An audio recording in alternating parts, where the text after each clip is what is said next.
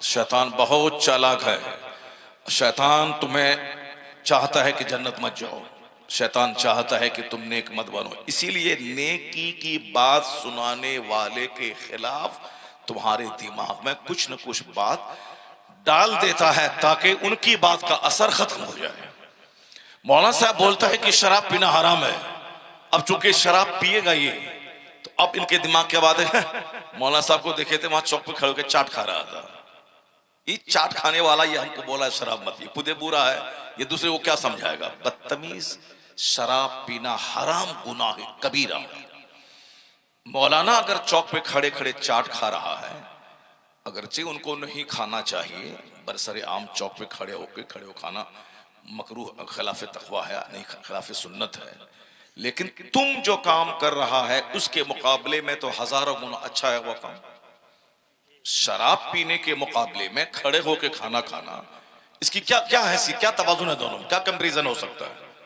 वो हराम नहीं है, मगर तुम तो उम्मुल खबाइस, जो तमाम बुराइयों की मां है, वो काम कर रहा है।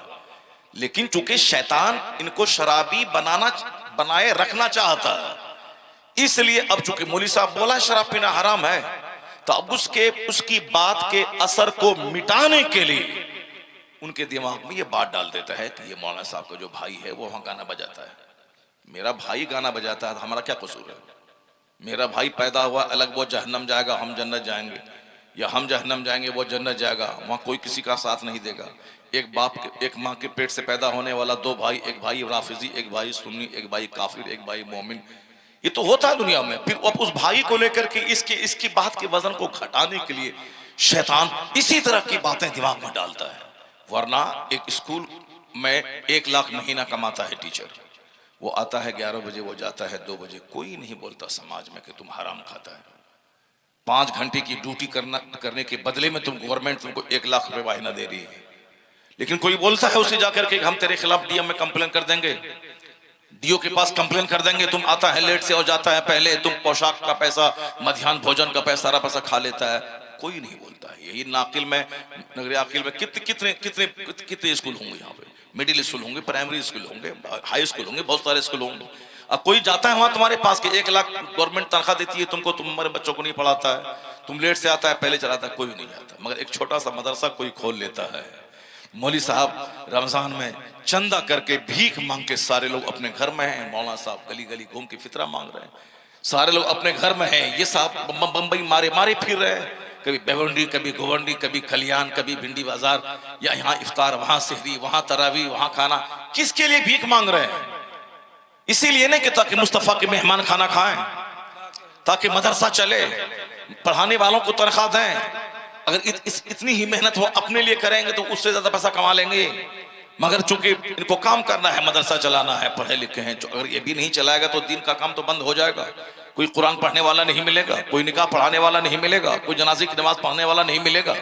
90% लोग डॉक्टर, इंजीनियर, प्रोफेसर साहब सब में लगे हुए ही हैं। कौन है जो मौलाना बनाता है?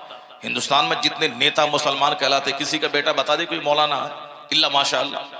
जितने मास्टर टीचर स्कूल के हैं, कोई बता दे उसका बेटा कोई मौलाना है, इल्ला माशाअल्लाह। जितने मालदार जमींदार हैं पूरे हिंदुस्तान में, 40 करोड़ मुसलमानों में, कोई बता दे फला अरबपति खरबपति का बेटा मौलाना है, इल्ला माशाअल्लाह 2 4 5 होंगे। मेजॉरिटी गरीबों का बच्चा मदरसे में पढ़ता है। पूरे हिंदुस्तान में गरीबों का बच्चा ही पढ़ता है। यही गरीबों का बच्चा है जो तुम्हारे सामने खिताब करता है, मस्जिद में नमाज पढ़ाता है, मदरसे में फतवा लिखता है, यही जनाजे की नमाज पढ़ाता है। तो फिर कौन तुमको दीन समझाएगा? तो एहसान मान कि तू नहीं पढ़ाता है, नहीं पढ़ाता है, लेकिन जो भीख मांग के मदरसा चला के आलिमों हाफिजों की जमात तुझको देता है, उसकी टांग क्यों खींचता है? उसको हरामखोर क्यों कहता है? हरामखोर कहो उसको जो स्कूल में 1 लाख महीना लेता है और टाइम पे नहीं आता है, टाइम से पहले जाता है, और स्कूल का सारा पैसा भवन निर्माण, पोशाक, मध्याह्न भोजन सब मार के खा जाता है, बच्चों का साइकिल और पोशाक का पैसा, उसको नहीं बोलता है। चूंकि वो अगर तुम बोलेगा तो फिर वो तो ट्रांसफर करवा के दूसरी जगह चला जाएगा, उसका क्या बिगड़ेगा तुम्हारा? वो तुम्हारी बात क्यों सुनेगा? तुम बोलेगा वो तुमको डांटेगा, भगा देगा स्कूल से, हम प्रिंसिपल हैं भागो यहाँ से, क्या करेगा? वो जाकर पदाधिकारी को देगा 50,000 रुपये, ट्रांसफर करवा के चला जाएगा दूसरी जगह। تمہارا کیا مری مولوی صاحب تو اسی لیے کمزور ہے کہ تیرے پاس چرب قربانی مانگنے آئے گا، یا تیرے پاس فطرہ مانگنے آئے گا، یا تیرے پاس عشر مانگنے آئے گا، اسی لیے تم دھمکی دیتا ہے کہ آؤ رمضان میں بتا دیں گے، آؤ رمضان میں بتا دیں گے۔ کمزور سمجھ کے تو دھمکی دیتا ہے، کمزور سمجھ کے دھمکی دیتا ہے، کمزور مت سمجھو، مگر یہ شیطان ہے جو تیرے دماغ میں عالموں کے تئیں نفرت ڈالتا ہے تاکہ دین کا کام بند ہو جائے، مدرسہ بند ہو جائے، امام کوئی اپنے بچے کو تیار نہ کرے۔ اس لیے ایک قوم مسلم اپنے عالموں کا سمان اپنے بچوں کو سکھاؤ، انہیں بتا دو کہ جس طرح کرکٹر کا چہرہ دیکھنے سے کرکٹ کا شوق پیدا ہوتا ہے، نیتا کا چہرہ دیکھنے سے سفید خدر پہن کے جھوٹا بننے کا شوق پیدا ہوتا ہے، تو اثر ہوتا ہے دیکھنے کا۔ تو عالموں کا چہرہ غور سے روزانہ 5 منٹ دیکھا کر، تو تماشا کرنے والا نہیں بنے گا، کرکٹر نہیں بنے گا، جھوٹا نیتا نہیں بنے گا، ان کا چہرہ دیکھ تیرے دل میں بھی جنت جانے کا شوق پیدا ہو۔ سبحان اللہ، نعرہ تکبیر، نعرہ رسالت، عظمت دین مصطفیٰ، مسلک اعلیٰ حضرت، مدرسہ تعلیم القرآن۔ واہ واہ واہ واہ، سبحان اللہ۔ چوک چوراہے پہ کیوں عالموں کی غیبت ہوتی ہے؟ صرف اسی لیے شیطان کو 100% ہاتھ دیتا ہے اس میں، ورنہ تمہارے سماج میں مالدار لوگ زنا کر رہے ہیں، کسی کی نانی مرے کے چوک چوراہے پہ بولے کہ اس کے گھر میں شادی ہوگی میں نہیں جاؤں گا، وہ اپنی نوکرانی سے زنا کرتا ہے، وہ طوائف کے کوٹھے پہ زنا کرتا ہے، نہیں جاؤں گا اس کے ہاں، کوئی کسی کی نانی مرے بولے، مگر کہ مولانا صاحب اگر دوسرا نکاح کر لیتا ہے، چلو بزرگوں کی سنت ہے، اولیاء و صالحین کا طریقہ ہے، ایک مسلمان 4 شادی کر سکتا ہے، اغلام بازی کرنا حرام ہے، زنا کرنا حرام ہے، مگر مشت زنی کرنا حرام ہے، لیکن نکاح کرنا جائز ہے، بزرگوں کی سنت ہے کہ کر لیتا ہے۔ پورے سماج میں سارے لوگ اس کو عیاش کہنے لگتے ہیں، یہ عیاش ہے، یہ عیاش ہے۔ جو زنا کرتا ہے وہ عیاش نہیں ہے، جو اغلام بازی کرتا ہے وہ عیاش نہیں ہے، جو مشت زنی کرتا ہے وہ عیاش نہیں ہے، جو جانوروں سے صحبت کرتا ہے وہ عیاش نہیں ہے، جو نکاح کر لیتا ہے وہ عیاش ہے۔ کیوں؟ اسی لیے کمزور سمجھتا ہے نا اس کو، ان کے خلاف بولیں گے چوک چوراہے پان کی دکان پہ گٹکا کھا کے، ہاں بڑے بڑے مولانا آئے چلے گئے، یہ دین سمجھانے آئے ہیں، اتنا ہی تو بول سکتا ہے، چونکہ نیتا کے خلاف بولے گا، نیتا تو تیرے گھر سے اٹھوا کے جیل میں ڈلوا دے گا، اس لیے ڈرتا ہے، اس کے خلاف نہیں بولتا ہے۔ یہ بیچارہ غریب مولانا ہے، پالیا ہے، جو چاہتا ہے سو بولتا ہے، پھٹیچر کلتا رکشہ چالک وہ امام کے خلاف بولتا ہے، چائے پان کی دکان پہ چائے بیچنے والا، گلاس دھونے والا، وہ مولانا صاحب کی غیبت دن بھر کرتا رہتا ہے۔ مسلم ایریا میں دکان رہتی ہے، مسلمان لوگ وہاں آ کے بیٹھتے ہیں، اب دن بھر چائے بیچتا ہے، گلاس دھوتا ہے، غیبت کرتا رہتا ہے۔ ایک قوم میں مسلم یہی نیتی بغداد میں آ گئی تھی، علماء کرام مدرسوں میں صدارت کی کرسی کے لیے جنگ کرتے تھے، پیر لوگوں سے نذرانے لینا، رات بھر سونا اور لوگوں کو نچوڑنا، یہ اس کا تھا، لڑائی جھگڑا کرنا، مالدار زنا کرنا، شراب پینا، 100-400 طوائفوں کو گھر میں رکھ کے جس کے پاس جتنا پیسہ ہے نچوانا۔ یہ مجذوب بزرگ گلی گلی گھوم کے کہتے تھے کیوں مستیاں کر رہا ہے؟ جو اسلام شراب مٹانے آیا ہے، اس اسلام کا فالوور شراب کو پسندیدہ غذا کیوں بنا رہا ہے؟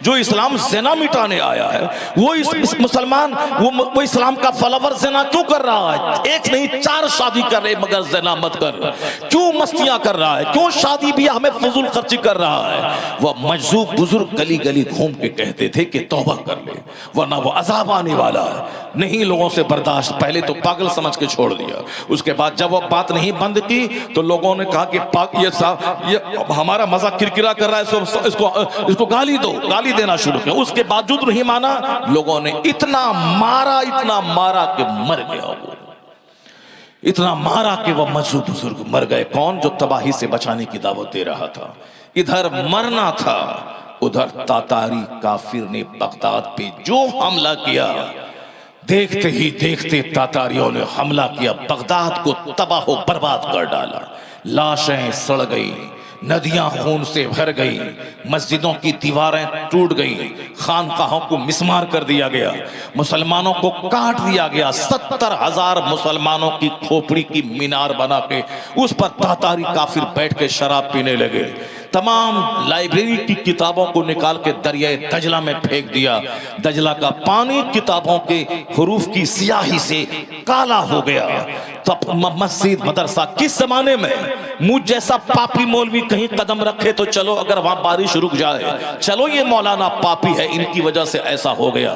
لیکن جو بغداد تباہ ہوا, لاشیں سڑ گئیں, سارے لوگوں پہ دہشت چھا گئی.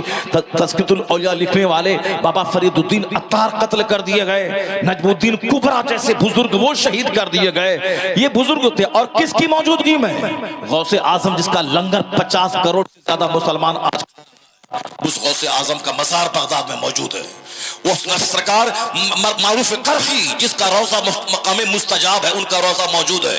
مخدوم موسیٰ کاظم رضی اللہ تعالیٰ عنہ جن کے جو مستجاب الدعوات زندگی میں بھی تھے اور بعد وصال بھی, آج بھی ان کی قبر مقام مستجاب ہے. ہندوستان سے لوگ 1.5 لاکھ روپے خرچ کر کے بغداد جاتے ہیں اور ان کی قبر پہ جا کے دعا کرتے ہیں, مجرب ہے, دعا قبول ہوتی ہے. یہ ساری قبریں وہاں موجود تھیں. کن کی قبر ہے؟ غوث اعظم کی قبر, حضور ذوالنون مصری کی قبر, بہلول دانا کی قبر, معروف کرخی کی قبر, سری سختی اور سرکار جنید بغدادی کی قبر, حضور ابوبکر شبلی کی قبر, موسیٰ کاظم کی قبر, امام احمد بن حنبل کی قبر. ان سارے کریم بزرگوں کی مزارات موجود تھے. بغداد تباہ ہو گیا, لاشیں سڑ گئیں, مکانات توڑ دیے گئے. 70,000 مسلمانوں کی کھوپڑی کاٹ کے اس پر بیٹھ کر تاتاریوں نے شراب پیا, بغداد کو تباہ و برباد کر دیا. بزرگوں نے جو کچھ سمجھایا تھا, جو کچھ کہا تھا, لوگوں نے نہیں مانا, چونکہ سینہ اتنا آج سخت ہو گیا ہے, اتنا ہارڈ ہو گیا ہے کہ مکان, دکان, گاڑی, چھکڑا, عیش کرنا, میری بیٹی, میرا بیٹا, میرا داماد, ساری دنیا چاہے چولہے کے بھاڑ میں, مگر میرا داماد, میرا بیٹا, میری بیٹی, میرا گھر, میرا مال, میری دکان. یہ جو نشہ آج چھایا ہے, یہی نشہ بغداد میں آج سے 800 سال پہلے چھایا تھا, اور سارا نشہ اتار دیا اللہ نے. بزرگ سمجھاتے رہے, چیختے رہے, لوگوں نے سمجھانے والے کو مار دیا. آج پھٹیچر کلاس کا آدمی جس کو کپڑا پہننے کو میسر نہیں ہے, وہ بھی مولانا کے خلاف بول رہا ہے, پیر کے خلاف بول رہا ہے. ان لوگوں نے چوپٹ کر دیا, پورے ہندوستان کو لوٹ لیا ان لوگوں نے. اگر ہر سال 5,000 مولوی فارغ ہوا, یہ قوم کے اوپر ہی بوجھ بن جائے گا. کیا کرے گا؟ یہ بزنس کرتا ہے کہ نوکری گورنمنٹ کی نوکری کرے گا, کیا کرے گا؟ حافظ بن گیا, کیا کرے گا؟ مسجد تلاش کرے گا, پبلک سے کا ہی پیسہ اس کو ملے گا, مکتب میں پڑھائے گا, پبلک سے نہیں, پبلک پہ بوجھ بن رہا ہے. یعنی سب کچھ اسی سب کا نشان ہے تنقید, یہ مولانا بن رہا ہے.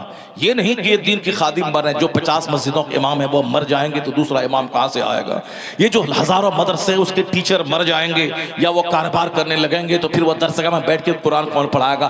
نہیں, یہ 5 ٹیم جو تیار ہوئی ہے قوم کے لیے ایک الگ سے بوجھ بن گئی ہے ٹیم, کیونکہ اب پھر اسی قوم کو اس کو پالنا ہے, قوم کو جیب سے چندہ اس کو دینا ہے. یہ بوجھ پیدا کریں, انجینئر پیدا کریں, ڈاکٹر پیدا کریں, پروفیسر پیدا کریں, گورنمنٹ جاب میں جائیں گے, ودیش جائیں گے, ایبراڈ جائیں گے, وہاں کمائیں گے, 10 لاکھ کمائیں گے, انڈیا میں آئیں گے, انڈیا آئیں گے, وہاں کی کرنسی یہاں آئے گی, وہاں کمائیں گے 1 لاکھ, وہاں کرنسی انڈیا بن جائے گی 70 لاکھ, تو اب یہاں انڈیا کا ان کی اکانومی کا فائدہ ہوگا. یہ تو ہمارا ہی چندہ, پہلے 10 دیتے تھے, اب 10 حافظ بن گیا, اب تو 25 دینا پڑے گا. یعنی